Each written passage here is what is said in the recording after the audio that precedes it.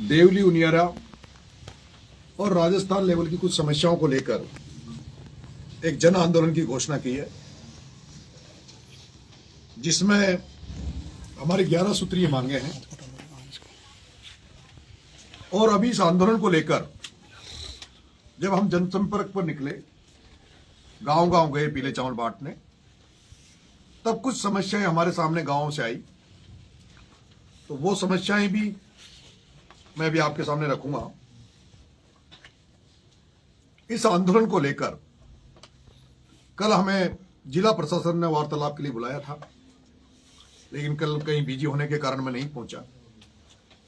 और आज सुबह 2 घंटे हमारी जिला कलेक्टर टोंक, जिला SP Tonk, additional SP Tonk और एडीएम टोंक से भी 2 घंटे हमारी वार्तालाप हुई। हमने एक एक मुद्दे पर उनसे गंभीरता से बात की। कुछ मुद्दे ऐसे थे जो जिला प्रशासन के लेवल के थे, उन पर हमारी बात हुई।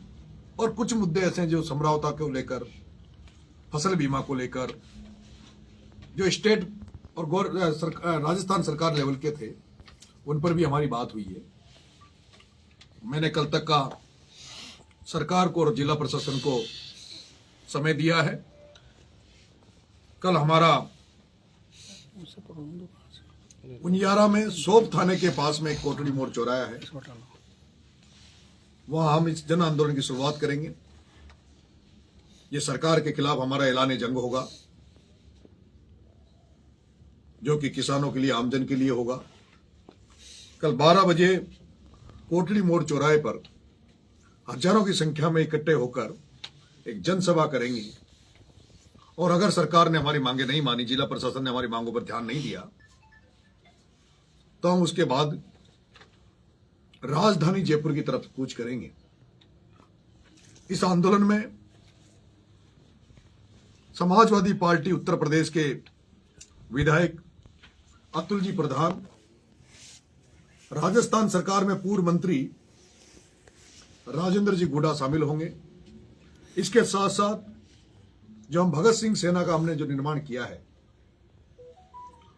उस भगत सिंह सेना से जुड़ने वाले, उसके सदस्य बनने वाले राजस्थान से तमाम युवा साथी इस आंदोलन में भाग लेंगे। यह आंदोलन अहिंसात्मक, गांधीवादी तरीके से होगा। उम्मीद है जिस तरह की मेरी अभी 2 घंटे जिला प्रशासन से बात हुई, वो राजस्थान सरकार में बैठे उच्चाधिकारियों से भी बात करेंगे। और मुझे उम्मीद है कि कल सरकार की तरफ से और जिला प्रशासन की तरफ से सकारात्मक रवैया अपनाया जाएगा और हमारी मांगों को पूरा किया जाएगा। आज कलेक्टर से बात हुई है, क्या क्या आश्वासन मिला और क्या आपकी तरफ से कहा? कलेक्टर साहब को हमने 11 सूत्री जो मांगी थी, हमारी मांगे थी कि समरावता प्रकरण में जब मैं जेल में था तो उस समय मुख्यमंत्री जी से वार्तालाप हुई थी, समझौता हुआ था। वो समझौता अभी तक पूरा नहीं हुआ। अभी भी जो 60 लड़कों पे जो मुकदमा लगा 167 एफआईआर नंबर, उस मुकदमे को हमारा वापस लेने की मांग थी, वो वापस लिया जाए। अभी भी जो मुआवजा बांटने का मामला था, सरकार ने अलर्ट कर दिया, वो मुआवजा अभी तक नहीं मिला है। उसमें 4 एफआईआर हुई थी, जिसमें सरकार ने वादा किया था कि 2 एफआईआर को हम क्लोज कर देंगे, वो अभी तक क्लोज नहीं हुई है। इसके अलावा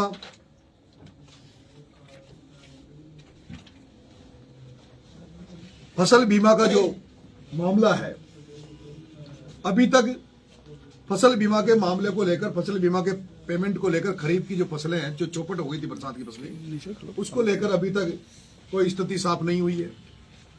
समर्थन मूल्य पर कांटे, अभी तक समर्थन मूल्य पर कांटे, फसलें कटने के काफी लेट होती है। तो उस मामले में हमारी कलेक्टर साहब से बात हुई है। और उनियारा विधानसभा, देवली उनियारा विधानसभा में उन्होंने बताया कि सोप, ककोड़, नासिरदा, इन 3 जगह पर समर्थन मूल्य के कांटे लगते हैं। हमने उनसे कहा है कि इन 3 जगह की जगह 2 जगह और बढ़ाई जाए। एक तो अलीगढ़ बढ़ाई जाए और दूसरी नगर दूनी बढ़ाई जाए। 2 कांटे लगाए जाए और फसल आने के पहले अभी से उसकी व्यवस्था की जाए, ताकि किसानों को जैसे ही फसलें कटें वो तुरंत प्रभाव से उन कांटों पर अपना माल तुला सके। उसके लिए भी उन्होंने आश्वस्त किया है कि हम इसके लिए वो करेंगे। एक सोप से लेके अलीगढ़ का जो टूटा रोड पड़ा हुआ है, उस रोड को डामरीकरण किया जाए। एक अलीगढ़ से आसल गांव का जो टूटी हुई सड़क है, उस सड़क को बनाया जाए। कुछ जो हमें क्षेत्रीय समस्याएं आई, साइबर ठगी के नाम पर कई लोगों को पुलिस बिना किसी सबूत के निर्दोष लोगों को भी उठा लाती है और उसके बाद बिना कोई मुकदमा लगाए उनसे वसूली करके छोड़ देती है। ऐसी कार्रवाइयों पर रोक हो। जिस सीआई ने, जिस पुलिस वालों ने उन महिलाओं के साथ और आदिवासी महिलाओं के साथ जो दुर्व्यवहार किया, उनके खिलाफ कार्रवाई हो। ऐसी तमाम समस्याएं कई गांवों में, अभी मैं जब पीले चावल बांटने गया तो वहां पीने की समस्या थी, जिसमें बिलासपुरा का देवपुरा गांव है, कचरावता में रायपुरा गांव है। यहां जल जीवन मिशन के तहत नल तो लगे हुए लेकिन पानी नहीं आता, उनमें पानी पहुंचाया जाए। पुलेता में जो गांव है, पुलेता हेडक्वार्टर, वहां पीएससी खुलनी है, उसको पुलेता में ही खोला जाए। एक दो टोल प्लाजा है, गुमानपुरा टोल और पलाई टोल, वहां के आसपास की जो नागरिक हैं वो उन टोलों से दिन में कई बार चक्कर काटते हैं, हमेशा उनको टोल देना पड़ता है, तो उनको उसमें छूट दी जाए।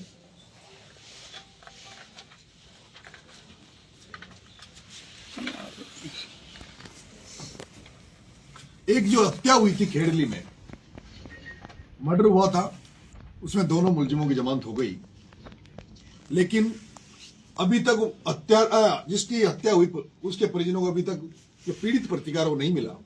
इस मामले में हमने बात की है। कुछ पुलिस वालों के हमने नाम दिए जो जिनकी ग्राउंड रिपोर्ट उनके नेगेटिव है, जो दिन भर वसूली करते घूमते हैं, उनको वहां से हटाया जाए। एक रानीपुरा पंचायत के गांव है दारूला, जिसकी जनसंख्या होने के बावजूद भी ये राजस्व गांव नहीं है, तो इसको राजस्व गांव घोषित किया जाए। एक थाना बनेटा के सुरेली गांव में 6 लड़कों पर एक मुकदमा, सरकारी मुकदमा लगा हुआ है, उस मुकदमे को वापस लिया जाए। ऐसी तमाम समस्या। एक मालियों की झोपड़ियां बनेठा में, जो इसरदा डैम के डूब क्षेत्र में आ रहा है, उनके खेतों को तो मुआवजा मिल गया, जमीनों का मुआवजा मिल गया, लेकिन घरों का मुआवजा नहीं मिला। उस मामले में गंभीरता से बात हुई कि उनके मकानों का मुआवजा दिया जाए और उनको विस्थापित किया जाए, तो उनको जगह दी जाए। गलवा बांध जो है, उसमें जो डूब क्षेत्र में जो किसानों की जमीनें आई हुई है, क्योंकि इससे पहले 2 साल से पहले जब बारिश कम होती थी तो कम भरता था, तो किसान खेती करते थे, लेकिन पिछले 2 साल की बारिश के बाद वो पूरा भरा हुआ है और इसरदा बनने के बाद वो पूरा भर जाएगा। ऐसे में जो इनकी डूब क्षेत्र में जो जमीनें आई हुई उनको पूरा मुआवजा दिया जाए। अभी ईआरसीपी के तहत जो नहर बनने वाली है, उसमें किसानों की जमीनें जाएगी, तो उसके मुआवजे की सरकार स्पष्ट करे कितना मुआवजा उनको दिया जाएगा। ऐसी तमाम, पहले हमारी 11 सूत्रीय मांगे थी, बाद में कुछ जो जन समस्याएं, इन सब बातों में मेरी पूरी बात हो गई है और कल तक का हमने समय दिया है और उन्होंने आश्वस्त किया है हमें, कलेक्टर साहब ने, एसपी साहब ने, कि हम उच्च अधिकारियों से सीएमओ लेवल पर हम बात कर लेंगे और जो भी होगा हम इनका निस्तारण करने का प्रयास करेंगे।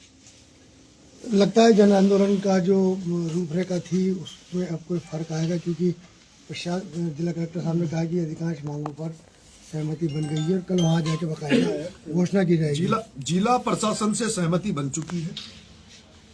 जिला प्रशासन लेवल के जितने भी मांगे हैं, जैसे मालियों की झोपड़ी का मामला बताया, तो मालियों की झोपड़ी के मामले में उन्होंने एक कोई नोटिस होता वो कर दिया है और जल्दी ही उनको जो भी मकानों का मुआवजा वो सब दिया जाएगा। ये जो कलेक्टर लेवल की जो मांगे थी, कलेक्टर साहब ने, जैसे समर्थन मूल्य में कांटे का मामला था, तो उन्होंने दूनी और अलीगढ़ उसके लिए उन्होंने कर दिया कि हम इसको करवा देंगे। तो कलेक्टर लेवल के तो मांगे पूरी हो गई, लेकिन जो सीएमओ लेवल की मांगे थी, जैसे समरावता वाला मामला है, मुकदमे वापस लेने का मामला है, वो जो 14 गांव जो अभी भी उडियारा से, जिस मामले में समरावता हुआ, जो उडियारा से तोड़कर जो देवली जोड़ दिया, वो कलेक्टर साहब के बस उसमें तो है नहीं, वो सरकार के लेवल का मामला है। तो उस मामले में अभी कलेक्टर साहब उनसे बात करेंगे सरकार लेवल पे। लोकल पुलिस से जो जुड़े मामले थे, जो एसपी साहब भी वार्ता में रहे, क्या उन पे भी कुछ एक्शन की बात हुई? बिल्कुल, उन्होंने कहा है कि हम उन पे एक्शन करेंगे। ये सारी जो तमाम चीजें हैं वो कल तक, अगर वो हमारी जो डिमांड है वो कल तक या तो पूरी कर दी जाएगी, और नहीं की जाती है तो हम राजधानी की तरफ कूच करेंगे। आपने कहा बजरी बहुत बड़ा इशू रहा है, ये कलेक्टर साहब ने भी कहा कि बजरी को लेकर भी कुछ बातें आपकी। मेरी बजरी को लेकर, बनास को लेकर बात हुई है, लेकिन कलेक्टर साहब ने कहा कि साहब वो हमारा जो जहां पे ये जो गाद वाला जो मामला है, जहां राजस्थान का सबसे बड़ा भ्रष्टाचार हो रहा है और जिसमें बड़े बड़े सफेद पोश कपड़ों में बैठे हुए नेता शामिल है, जिसमें सुनने में आता है कि उसमें राजेंद्र जी राठौड़, ओम जी बिरला, प्रमोद जैन जी भाया, एक अधिकारी राजस्थान में जिसका नाम है सीकर अग्रवाल, ये सब लोग जिन्होंने गड़िया, एक जो गुजरात का एक व्यापारी है, उससे मिलकर ये जो गाद वाला जो टेंडर था, ये अशोक गहलोत की गवर्नमेंट में हुआ था। ये 21 नवंबर 2022 को ये टेंडर हुआ। टेंडर इस बात का कि बिशनपुर की भराव क्षमता को पूरा करने के लिए उसकी जो मिट्टी का भराव हो गया उसको निकाला जाए, और वो जो गाद निकलेगी उसको किसानों को फ्री ऑफ कॉस्ट दिया जाएगा। लेकिन आज तक एक भी बूंद वहां से गाद नहीं निकली, पूरी बजरी निकली हुई है और उस बजरी को बेचा जा रहा है, और वहां ऑन स्पॉट बड़े बड़े होल्डिंग लगा रखे हैं कि निःशुल्क गाद दी जाएगी, लेकिन वहां हजारों डंपर रोज के चल रहे हैं। इसलिए इसमें बड़े बड़े नेता इन्वॉल्व है। ये टेंडर कांग्रेस में हुआ, इसलिए कांग्रेस चुप है। बीच में कांग्रेस और भारतीय जनता पार्टी के कुछ मंत्री और कुछ नेता ने स्टेटमेंट दिया था कि 7 करोड़ की बजरी रोज की निकल रही है, 7 करोड़ रुपए कमाए जा रहे हैं। लेकिन मैं कल उस जगह जाकर देख के आया हूं, वहां 7 करोड़ नहीं, रोज की 10 करोड़ रुपए वहां से कमाए जा रहे हैं, जिनका 1 रुपया भी नहीं लग रहा। गाद निकालने के नाम पर बजरी निकालने का पैसा भी सरकार दे रही है। और आज हमने देखा है कि टोंक जिले में और आसपास के जिलों में जो बजरी की जो कीमतें हैं वो जैसे सोने की तरह काला सोना हो गया। बजरी काला सोना का रूप ले चुका है। 15-15, 20-20 हजार रुपए टोली में आम जनता को बजरी मिल रही है, रेत मिल रही है। और जहां सरकारी बिल्डिंगें बन रही है, जहां सरकारी रोड बन रहे हैं, जहां सरकारी काम हो रहे हैं, वहीं से उनको ये दबाया जा रहा है कि केवल आप जो बजरी लोगे वो वहीं से लोगे, जिन नेताओं की जो मैं बात कर रहा हूं। लेकिन कलेक्टर साहब ने कहा साहब वो हमारे एरिया में नहीं आता है, वो भीलवाड़ा और अजमेर में आता है। और यहां जो लीज हुई उस पर भी हाईकोर्ट ने स्टे किया। और आम जन की जो स्थिति वो आपके सामने है। इस आंदोलन के बाद में, क्योंकि ये जंग की शुरुआत है, राजस्थान में जहां जहां भी इस तरह के भ्रष्टाचार होगा वहां नरेश मीणा खड़ा मिलेगा। इसके बाद हमारी नजर है कि उसमें बड़ा आंदोलन, हम दूसरा आंदोलन उस पर करेंगे। और सीबीआई वो मामला ऐसा है जिसमें सीबीआई की जांच होनी चाहिए, क्योंकि 327,000 करोड़ का घोटाला है। वो टेंडर 1 साल के लिए नहीं, 20 साल के लिए टेंडर दिया हुआ है। आप सोचिए 20 साल तक बजरी निकालने का पैसा भी अगर सरकार दे रही है और वो बजरी माफिया उसको बेच रहे हैं बड़े दामों पे, तो कितना बड़ा राजस्थान का राजस्व नुकसान है। अगर सरकार वो जो गाद के नाम पर भी जो बजरी निकाल रहे हैं, अगर उसको भी जब्त करे, उसकी भी अगर बोली लगाए, तो हजारों करोड़ रुपए सरकार को मुनाफा हो सकता है। इसलिए इस आंदोलन के बाद दूसरा आंदोलन हमारा, जो कि ये आंदोलन जो मैं कर रहा हूं कोठरी मोड़ चौराहा, ये 4 विधानसभाओं से लिंकअप है। ये खंडार, देवलियुनियारा, केशोरायपाटन, सवाई माधोपुर, हिंडोली से लगा हुआ एरिया है। वो जो आंदोलन होगा हमारा, वो केकड़ी, हिंडोली, जहाजपुर, इन तमाम जगह होगा। और दुर्भाग्य की बात यह है कि भारतीय जनता पार्टी के ज्यादातर विधायक है। जहाजपुर में भारतीय जनता पार्टी का विधायक है, केकड़ी में भारतीय जनता पार्टी का विधायक है, आसपास देवलियुनियारा में भारतीय जनता पार्टी का विधायक है। हम उनकी मजबूरी समझ सकते हैं।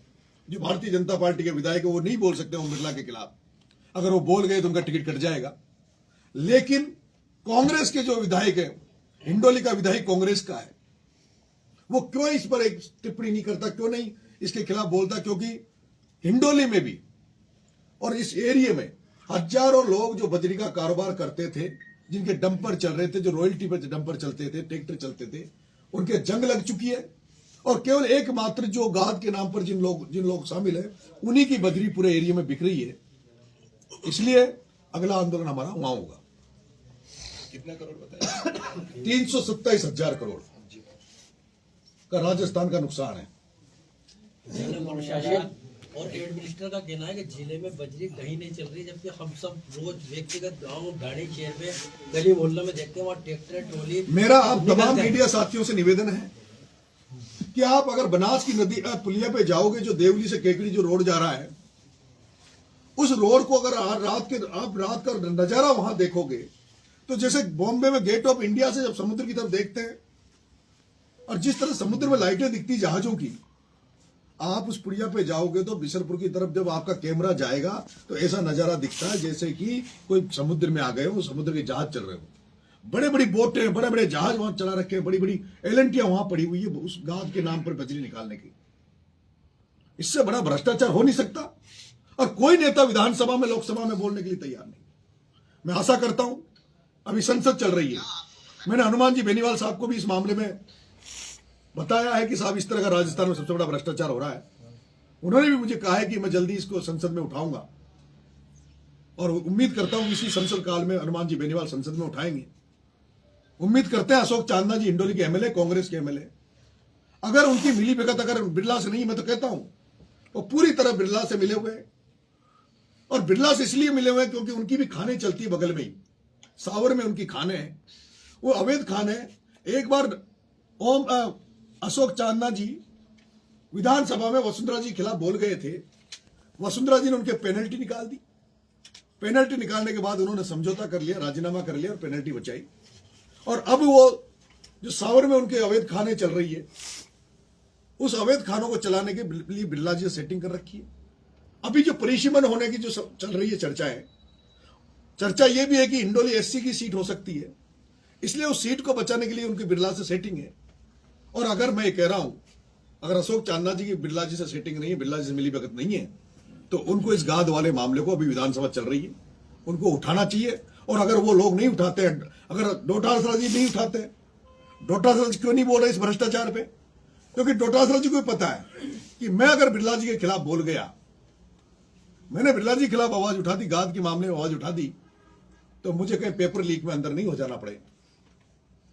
संसद में जो यहां के सांसद बैठे हैं राजस्थान के, उन्होंने सबने बिरला जी से मिलकर बड़े बड़े बंगले अलॉट करवा लिए। एक एक बार के सांसदों को बंगले नहीं मिलते, वहां फ्लैटों में रहना पड़ता है, लेकिन राजस्थान के जो सांसद हैं उनको बंगले अलॉट हैं। और बंगले कांग्रेस वाले सांसदों को वो बंगले इसी बात के अलॉट हैं कि आपको कहीं भी हमारे खिलाफ नहीं बोलना। इसलिए बहुत बड़ा भ्रष्टाचार है, 327,000 करोड़ का भ्रष्टाचार है और मैं आंदोलन करूंगा, सीबीआई की जांच की मांग करूंगा। अशोक जी चांदना का रोजड़ा कौन है आखिर? अब ये तो समय बताएगा 2028 में रोजड़े कौन है। जो उन्होंने जिनको रोजड़ा कहा है वो रोजड़े अपनी ताकत दिखाएंगे। क्या लगता है आप पे इशारा था उनका कहीं, हाँ बिल्कुल मेरी तरफ इशारा था, या और नेताओं की तरफ भी था? प्रभुलाल जी सैनी, प्रहलाद जी गुंजल, धीरज जी गुजर, नरेश मीणा भी था। बौखलाए हुए हैं, डरे हुए हैं। ऐसा क्यों कहते हैं लोग कि मैनेजमेंट से चुनाव जीतते हैं।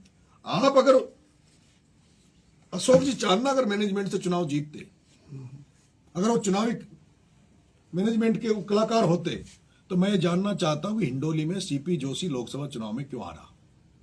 क्या उस समय भी उन्होंने सेटिंग कर ली थी बीजेपी वालों से? सीपी जोशी जो लोकसभा का चुनाव लड़े अभी भीलवाड़ा, वो हिंडोली से चुनाव क्यों हारे? अगर वो प्रमोद चंद्र भाया को चुनाव जिता सकते हैं अंता में जाके, तो सीपी जोशी साहब को भी तो चुनाव जिता सकते थे। लेकिन चांदना जी अपने हितों की राजनीति करते हैं, वो वही राजनीति करते हैं जो उनके हित सदैव।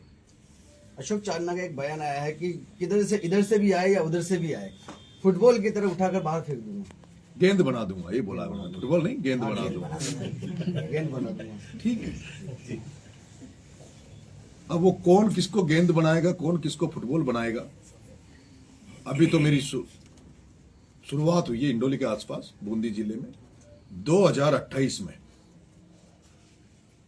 ओम बिरला, प्रमोद जैन भाया, ये जो पूंजीपति धन्ना सेठ जो राजस्थान को लूट रहे हैं, इनकी तो राजनीति खत्म करेंगे। नंगे पैर में घूम रहा हूं और नंगे पैर मैंने प्रण ले रखा है कि जो हाड़ौती में जो पूंजीपति धन्ना सेठ जिन्होंने पूरी हाड़ौती के किसानों को खून चूस लिया, निचोड़ दिया, बर्बाद कर दिया हाड़ौती को, कोटा को जिन्होंने बर्बाद कर दिया, जब तक लोकसभा विधानसभा में जाने से नहीं रोक दूंगा, जब तक चप्पल जूते नहीं पहनूंगा। लेकिन उन चारों से ही नहीं, उन चारों के आसपास जो लोग दिखेंगे उनका भी बराबर हिसाब किताब रखेंगे। और जो चांदना जी के साथ साथ, जो चांदना जी के साथ साथ और भी गए ना अंता चुनाव में मुझे हराने, उनका भी हिसाब करेंगे, चाहे वो केशवराय पाटन हो, चाहे वो सांगोद हो, सबका बराबर हिसाब करेंगे 2028 में। 2028 का चुनाव नरेश मीणा के इर्द गिर्द होगा। हिंडोली रहेगा, देवली या देवली नियारा रहेगा? 2028 देवली नियारा या हिंडोली? देखो, मेरे को 3 जगह से लोगों ने आशीर्वाद दिया, देवली उनियारा, अंता और छबड़ा। मैंने कहा है कि मैं 2 जगह से चुनाव लड़ूंगा। कहाँ से? अब ये उस समय तय कर लेंगे कहां कितना लोगों का प्यार है, आशीर्वाद है।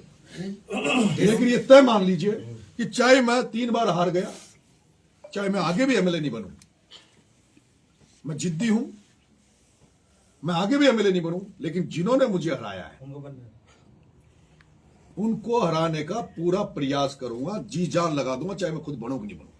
टॉप में बैठे हुए आप, टॉप में सचिन पायलट का विधानसभा क्षेत्र है। सचिन पायलट से क्या उम्मीद रखते हैं आप? भ्रष्टाचार पे क्या वो बोलेंगे आपके जो मुद्दों की बात? पायलट साहब को बोलना चाहिए, उनके पड़ोस में जो बनास निकल रही है, पायलट साहब को बोलना चाहिए। देवली उनियारा सबसे बड़ी विधानसभा है, 175 किलोमीटर का दायरा आता है। आपने कोटड़ी को ही क्यों चुना इसकी? देखिए, सोप थाने पर जिस तरह का ये हुआ था घटनाक्रम, उसके बाद में कोटड़ी चौराया एक ऐसा चौराया है जो 3-4 विधानसभाओं के बीच का सेंटर है, तो वहां से मैसेज जाएगा, ज्यादा से ज्यादा लोगों से मैसेज जाएगा। नरेश जी, आपने जैसा भी बोला है कि आप 3 जगहों से चुनाव लड़ेंगे उन लोगों को हराने के लिए जिन्होंने आपको हराया है, तो आपका राजनीति में आने का उद्देश्य किसान और महंगाई भ्रष्टाचार है या आपको हराने वाले लोगों के खिलाफ है?